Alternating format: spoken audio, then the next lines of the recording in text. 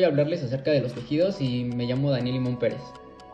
Me llamo Fátima Morales y yo les voy a explicar los pasos en sí de la glucogénesis, que básicamente vamos a transformar la glucosa en glucógeno y para que sea almacenada en los lugares respectivos de esta. Soy María Pérez Salazar y hoy os voy a presentar a nivel tisular y a nivel celular dónde se lleva a cabo.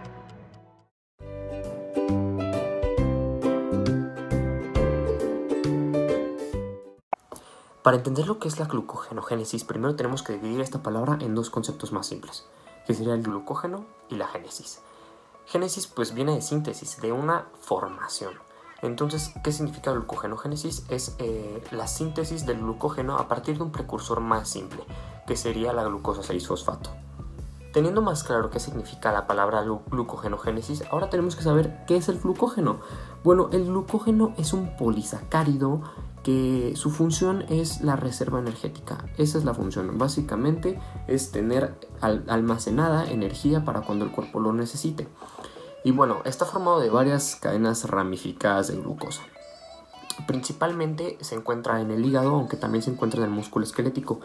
Representa el 10% del peso del hígado y el 3% del peso en el músculo esquelético en todo nuestro cuerpo. Esto quiere decir que es muy abundante. Pero ahora la gran pregunta es, ¿para qué necesitamos la glucogenogénesis? Y bueno, la glucogenogénesis se utiliza para poder almacenar toda esa glucosa que consumiste de más en los carbohidratos o que al final del día no se utiliza. Y esta vía se activa a base de insulina y se inhibe a base del glucagón.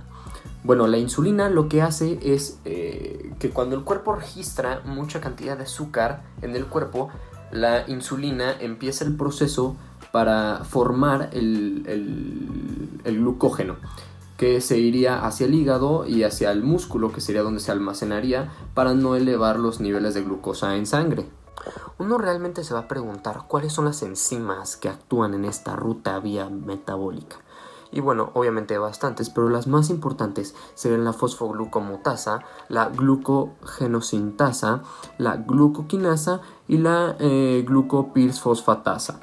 Estas son las enzimas que actúan a lo largo de los pasos de la glucogenogénesis para terminar formando esta reserva energética en el hígado y en los músculos. Pues yo voy a explicar los pasos en sí de la glucogénesis. El primero es la fosforilación de la glucosa, donde la enzima exoquinasa, que también participa en la glucólisis, va a fosforilar la molécula en el carbono 6 y así va a formar glucosa 6-fosfato. Este es el mismo paso de la glucólisis, entonces es un paso irreversible y usa el cofactor magnesio. El segundo paso es la isomerización de glucosa 6-fosfato a glucosa 1-fosfato. Aquí va a actuar la enzima fosfoglucomutasa y va a transferir el fosfato al carbono 1 y la va a hacer glucosa 1-fosfato y es un paso reversible. En el paso 3 va a ser la activación de la glucosa. Aquí va a actuar la enzima UDP glucosa pirofosforilasa, que va a unir a una molécula de UTP a la glucosa, eliminando un fosfato de la glucosa 1-fosfato y uno del UTP. La molécula de glucosa queda unida a UDP y se libera en ambos fosfatos en la forma de pirofosfato. Entonces terminas con UDP glucosa. En el paso 4, las moléculas de UDP-glucosa ya pueden ser añadidas a la cadena de glucógeno y se va a necesitar una molécula iniciadora que se va a llamar glucogenina y esta va a tomar una UDP-glucosa y la va a unir por enlace covalente de la misma glucogenina y va a liberar el UDP. A partir de la primera glucosa, la glucogenina seguirá añadiendo glucosa a su estructura y va a liberar UDP y la va a unir a la glucosa que ya tenía mediante enlaces alfa-1,4. Y luego, en el paso 5, cuando ya tenga 6 moléculas de glucosa unidas, la glucogenina va a dejar de añadir glucosas a la cadena y la va a seguir la enzima glucogenosintasa. Y esta va a añadir también por enlaces covalentes alfa-1,4 y solo va a unir de forma lineal. Y ya en el paso 6, para formar las ramificaciones de la molécula de la enzima, la 1416 amilotransglicosidasa va a romper aproximadamente 6 residuos de glucosa de una cadena que tenga 11 monómeros de glucosa, y va a unir el carbono 1 de la cadena que tomó con el carbono 6 de alguna glucosa que ya está incorporada en el glucógeno. Estructura del glucógeno. En la parte lineal, la glucosa está unida por enlaces alfa-1 cuático. En la parte ramificada existe un enlace alfa-1,6.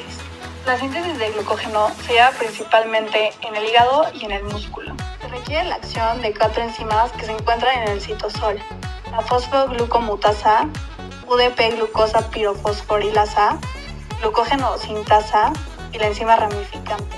Esta ruta metabólica es en la cual se forma glucógeno a partir de glucosa libre. Y es la forma en la que las células reponen el glucógeno perdido para conservar sus reservas. El glucógeno es un polisacario de reserva energética formado por cadenas ramificadas de glucosa. No es soluble en agua, por lo que su forma de dispersión es coloidal. La importancia de que el glucógeno sea una molécula tan ramificada es porque las ramificaciones aumentan la solubilidad y también facilitan tanto la velocidad de síntesis como la degradación del glucógeno. Una sola molécula de glucógeno puede contener más de 120.000 monómeros de glucosa. Yo les voy a hablar a nivel tejido donde se encuentra principalmente esta ruta metabólica. Y bueno, la gluconeogénesis es exclusivamente en hígado y solamente el 10% se da en riñones. Es un proceso clave, pues permite a los organismos superiores a obtener glucosa en estados metabólicos como el ayuno. Algunos tejidos como el corazón, los eritrocitos, el riñón, la córnea del ojo y el músculo, cuando el individuo realiza actividad extenuante, requiere un aporte continuo de glucosa, obteniéndola a partir del glucógeno almacenado en hígado, el cual solamente puede satisfacer estas necesidades entre 10 a 18 horas, que es un máximo en lo que tarda en degradarse el glucógeno. Hola, yo les voy a hablar de las patologías de la glucogenogénesis. La patología más relacionada con este proceso es la deficiencia de glucosa 6-fosfatasa, o mejor conocida como la enfermedad de von Wierth. La enfermedad comúnmente se manifiesta entre los 3 a 4 meses de edad. Esta enfermedad se manifiesta con mala tolerancia al ayuno, hipoglucemia, retraso del crecimiento y también retraso de la pubertad, y con una marcada hepatomegalia como resultado de las acumulaciones del glucógeno y las grasas en el hígado. El diagnóstico se basa en la presentación clínica y en una biopsia del hígado, la cual confirma valores anormales en el glucagón. Y hasta la fecha el diagnóstico se confirma con el análisis de los genes G6PC o SLC37A4 y los indicadores de la biopsia hepática ya mencionados.